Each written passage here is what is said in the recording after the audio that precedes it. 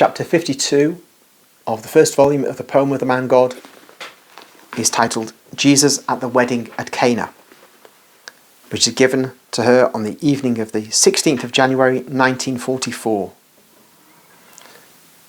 And it's chapter 2 of St. John's Gospel.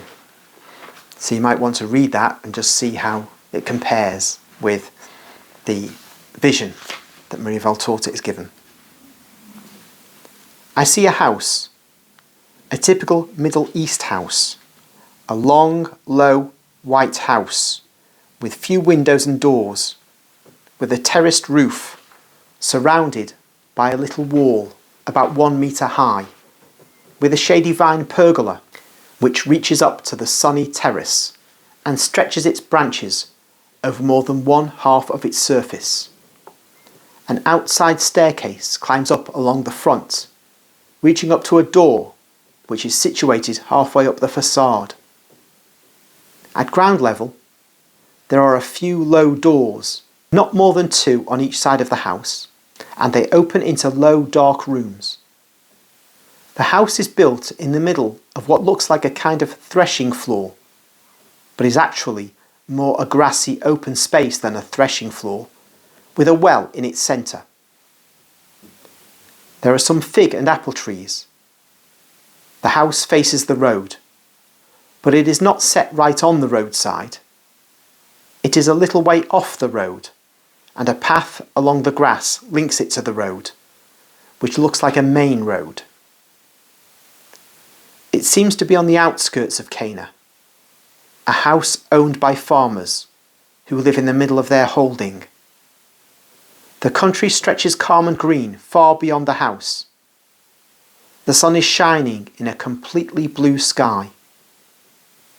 At first, I do not see anything else. There is no one near the house. Then I see 2 women with long dresses and mantles that also cover their heads like veils, walking along the road and then on the path. One is older than the other, about 50 years old, with a dark dress, the grey-brown hue of raw wool. The other woman is wearing lighter garments, a pale yellow dress and a blue mantle. She looks about 35 years old. She is really beautiful, slender, and her carriage is most dignified, although she is most kind and humble. When she is nearer, I notice her pale face, her blue eyes, and her blonde hair visible on her forehead. I recognize our most holy lady. I do not know who the other older woman is. They are speaking to each other, and Our Lady smiles. When they are near the house, someone, who is obviously watching the arrival of the guests, informs the others in the house, and 2 men and 2 women, all in their best clothes, go to meet them. They give the 2 women, and particularly Our Lady, a most warm welcome.